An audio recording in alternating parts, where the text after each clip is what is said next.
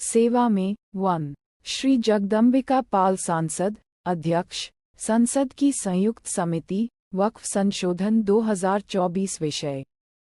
वक्फ संशोधन विधेयक 2024 पर जनता के सुझाव। हाल ही में पूरा देश एक चौंकाने वाली खबर से जाग उठा कि तमिलनाडु के तिरुचेंदुरई में एक पूरी तरह से हिंदू गांव, जिसमें 1500 साल से भी पुराना हिंदू मंदिर शामिल है, को वक्फ संपत्ति घोषित कर दिया गया है।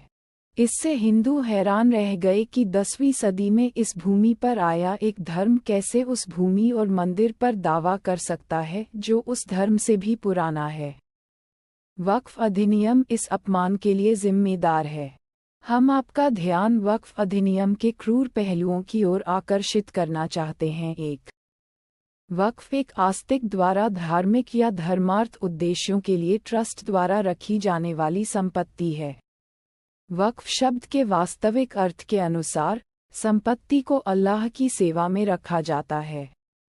इसलिए संपत्ति और उसका उपयोग इस्लामी कानून के तहत शासित है। 2 हालांकि वक्फ अधिनियम में ये भी अनिवार्य है कि सरकार हर 10 साल में सभी वक्फ संपत्तियों का सर्वेक्षण करे। सर्वेक्षण का खर्च कौन उठाता है? करदाता, जो कि बहुसंख्यक समुदाय है, को इसका खर्च क्यों उठाना चाहिए?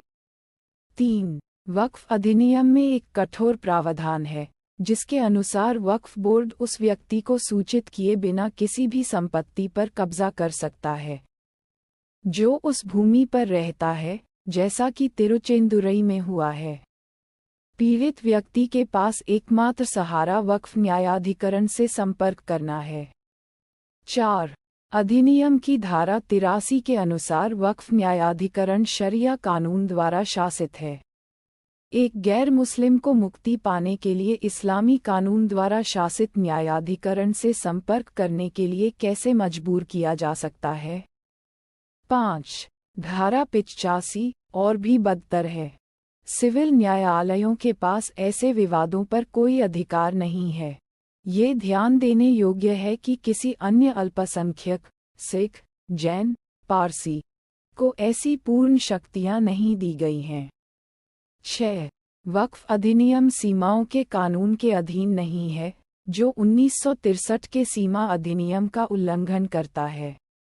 इसलिए एक दिन कोई भी वक्फ बोर्ड किसी भी संपत्ति पर दावा कर सकता है। 7 ये हमें हमारे अंतिम बिंदु पर लाता है।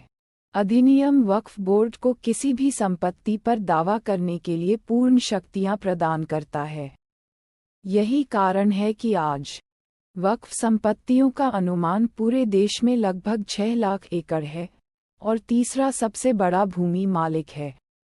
ये देश के संसाधनों पर गुप्त कब्जा करने के अलावा और कुछ नहीं है। दुर्भाग्य से हमारे अपने कानूनों द्वारा संरक्षित है। माननीय प्रधानमंत्री श्री नरेंद्र मोदी जी ने हाल ही में कहा कि हमें औपनिवेशिक मानसिकता से छुटकारा पाना होगा। ये औपनिवेशिक मानसिकता केवल अंग्रेजों तक सीमित नहीं है।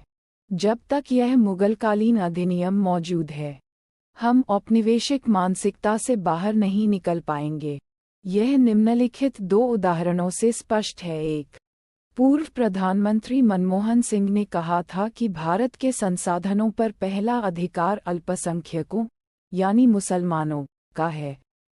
2 कांग्रेस ने इस कथन को गंभीरता से लिया और दिल्ली में 123 प्रमुख संपत्तियों को वक्फ बोर्ड को हस्तांतरित कर दिया। यह इस देश की धर्मनिरपेक्ष साख के खिलाफ है। भारतीयों का मानना है कि कानून के सामने सभी भारतीय समान हैं, लेकिन यह अज्ञात है कि कुछ लोग दूसरों की तुलना में अधिक समान हैं। यह वक्फ अधिनियम के प्रावधानों और उपयोग से पूरी तरह स्पष्ट है। हम समानता की मांग करते हैं। हम न्याय की मांग करते हैं। हम मांग करते हैं कि एक वक्फ अधिनियम में तत्काल संशोधन, निरसन किया जाए। 2 देश भर में वक्फ बोर्डों के पास मौजूद सभी संपत्तियों को सरकार द्वारा अपने अधीन कर लिया जाए।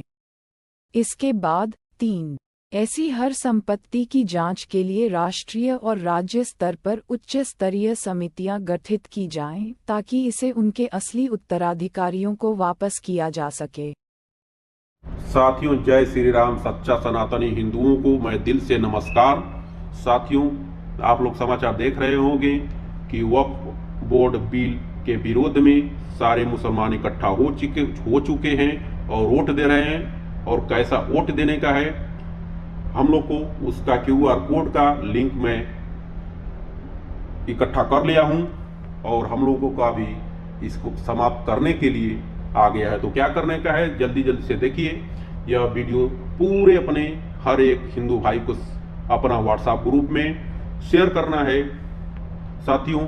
और ये इसके वीडियो बनाया हूं, देखिए क्या करना है। यहाँ पर जो ब्लू लिंक कोई शेयर करेगा तो यहाँ पर यह आपको क्या करना है, यह ब्लू लिंक पर क्लिक करना है पहले वोट देने के लिए। इसके बाद यहाँ पर ईमेल पर जाना है। इसके बाद यहाँ पर एरो को बस वोट चला गया JPC को, ठीक है।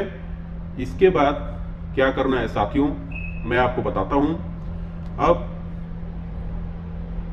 यहां पर आपको चला गया। इसके बाद इसको शेयर कर देना है, कॉपी लिंक क्लिक करने हैं और इसके बाद बैक जाना है अपना WhatsApp में और अपने यहां पर पेस्ट कर देना है। देखिए कैसे पेस्ट करने का है, यहाँ पर पेस्ट करना है और उसको इस लिंक को शेयर कर देना है। बस यही काम कर रहा है साथियों। जय श्री राम। आपके WhatsApp पे जितना हिंदू भाई हो सबको शेयर कर दो।